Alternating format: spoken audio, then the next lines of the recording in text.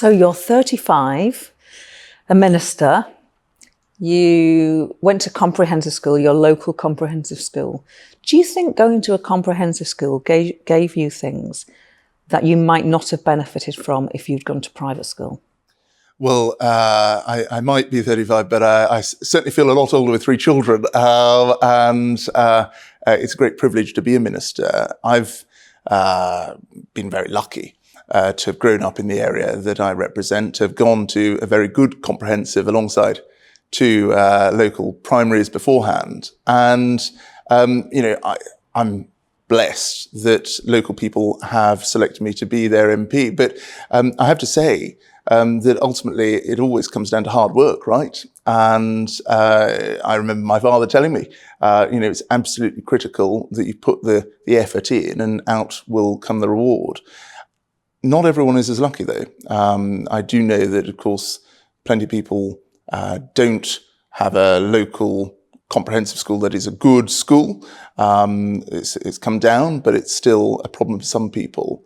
And at the same time, there are too many people who don't get the opportunity to move to a better school. So, there is selection in this country, even in those areas where there are no grammars, where those who have money are able to pay fees, or they're able to move home to a better catchment area. And that's one of the things that's actually driven me in politics. That experience of being at a good school is one of the things that's driven me, because I want to make sure everyone has those opportunities.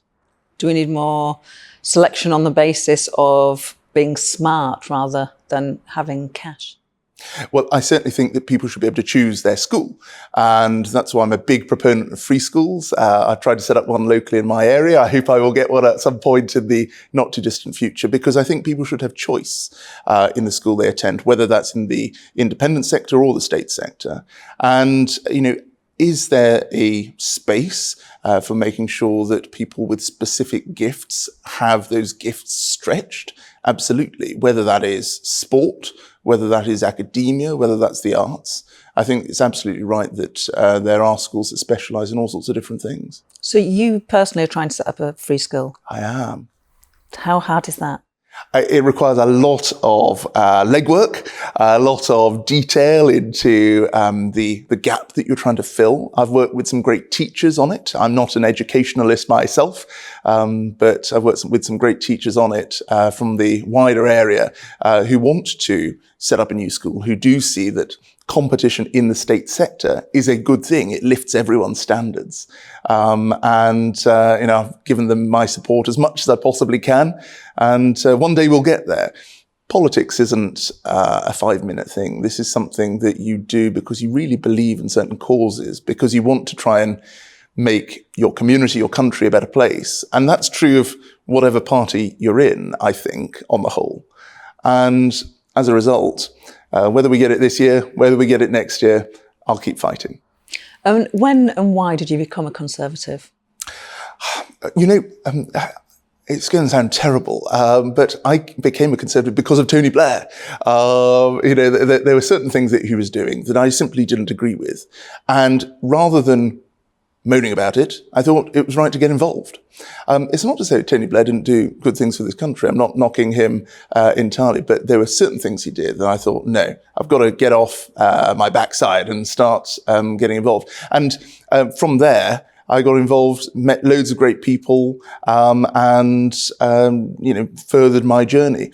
But ultimately, what were the principles that got me into politics or thinking about politics? I've always been struck by what a great lady once said, that I'm in politics because of the conflict between good and evil, and I believe in the end, good will triumph. And I think that's such an important phrase, because not only does it say that there is a collective fight, a collective mission to do good things for our country, for the world, against those who might wish to do harm, but also that we are united in this fight, and it's an optimistic view that we will succeed. And if someone's a pessimist, politics is not for them. We must be optimistic about the days that lie ahead. I genuinely do believe that the future will be better for my children, and one day, perhaps, God willing, my grandchildren. And if I didn't, then what would be the point? What would be the point? I'm not going to put words in your mouth, but you could follow from what you just said, that you were so motivated to join the Conservative Party because you wanted to, Tony Blair motivated you to. You're not suggesting that Tony Blair was evil or Tony Blair was doing evil things? Not at all. And, Tony Blair made this country a much kinder place. He made this, I'm happy to say that he made this country at ease with itself. And I think David Cameron followed that on with making the Conservative Party at ease with the country. So I think he did do some good things for our country, of course. And indeed, he's driven by his faith in some degree, to some degree. So not at all. But it doesn't mean that all of us get the right, make the right decisions every time. And, hands up when we get things wrong. And who was the Conservative leader, living or otherwise, who inspired you most? The truth is, Sir Robert Peel, I think, is a great icon that often gets forgotten in Conservative history, but he founded the modern Conservative Party. Before then, it was a very different party from what it is today, and he fought some of the same battles we've just been fighting. The fight on the Corn Laws is, dare I say, very similar to the fight on Brexit that we've been through in recent years, making sure that we are free traders, that we are creating jobs through enterprise. And indeed, he, of course, founded the Metropolitan Police, which provided us with the law and order and the safety in which we, all enjoy today. Okay. So I'll make a confession. So in all my years as a member of the Labour Party, I never, ever backed the candidate that won the leadership. Have you got a better record than me? Well, I did back Boris Johnson to become Prime Minister. I still believe he is the man to run this country because he was able to outline that vision, as I say, about being a free trading nation, about being a country that wants to engage not only with our European friends and neighbours, but beyond to the whole world, a country that does want to put more police on the streets and so on. And he had the vision for that. And I think we've done a great deal in really troubled times. The truth is, with COVID, so much that could have been done perhaps wasn't done. But despite COVID, we are getting tens of thousands of extra people in the NHS. We're getting more police on the streets. We have been able to sign trade deals now with 70 countries. Enough politics. You're a Christian. You mentioned that you have faith. Tell me what your faith means to you, how you practice it, when you discovered it. Yeah, so my father's a Buddhist, my mum's a Christian. So I was always given a free hand, as it were, to make my own choices. And I actually made that choice when I was at university. And prior to that, and since then, I have worshipped in our local church in Bramley. And I think that's really important. Faith is a really important thing for me because it shapes my worldview. It means that I ultimately believe in certain things that I want to try and do not only for me, but for the good of the country. And it means I don't necessarily point the finger when others do, where people get things wrong, which is something that's been a recent debate. I would always refer to the fact that let he who is without sin cast the first stone, right? And I happen to think that we're all human. We all get things wrong from time to time. As I said a minute ago, we do sometimes take the wrong calls. But at the same time, we're all human and we should all understand that.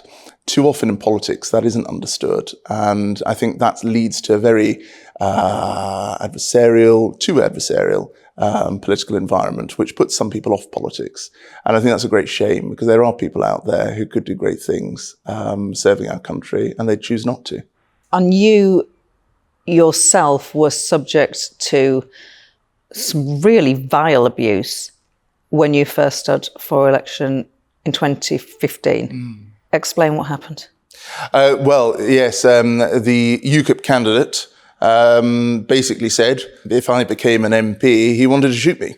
And this was released, this was uncovered thanks to the undercover journalism of the Daily Mirror, I think it was at the time. And they filmed him undercover at a UKIP event. And this came out just before the election. Many people, even in UKIP, were horrified.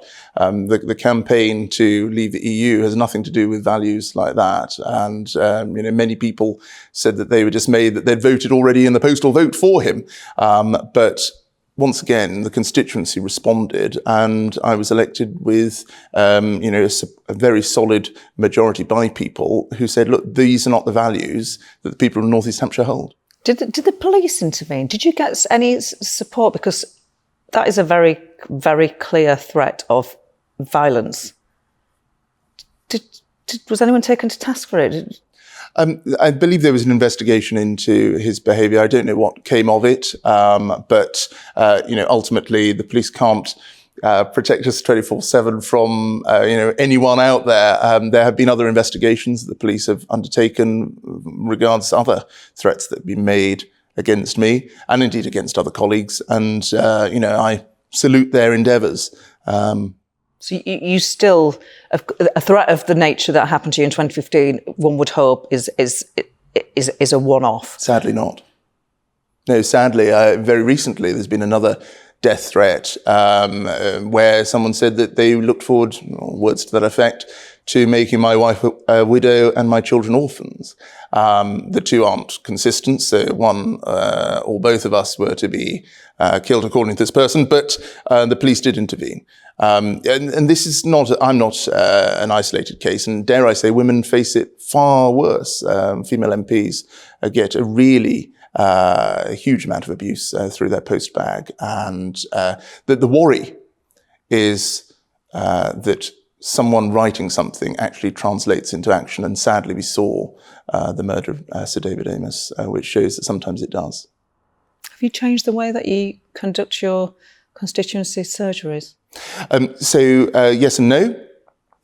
We still do town hall sessions where people can come along and in a group raise their views. I still do one-to-one meetings where that's the issue that needs to be discussed with a particular constituent.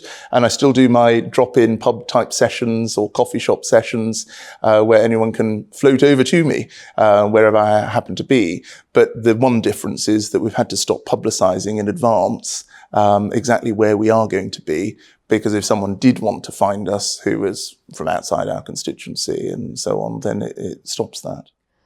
Can I go back to that recent, was it an email that threatened to leave your wife as a widow?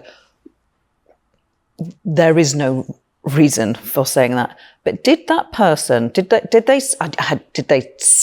think that you had done? Why? I don't know. They didn't. It was just a cold email. No, it was someone who'd been emailing for some time, and the anger rose.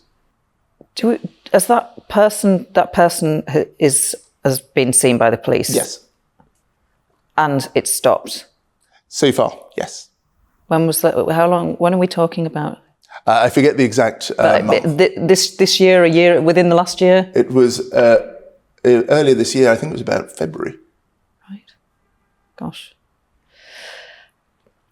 You've got a very happy family. Young children, 7, 5, and 5 months. Mm. How do you juggle? Which is a question I might put to a mum, but actually dads should face that question too. Well, look, for me, family is so important, and this again comes back to faith and so on. I think families are a real strength for everyone in society, and I don't just mean the nuclear family. I mean, indeed, extended family too.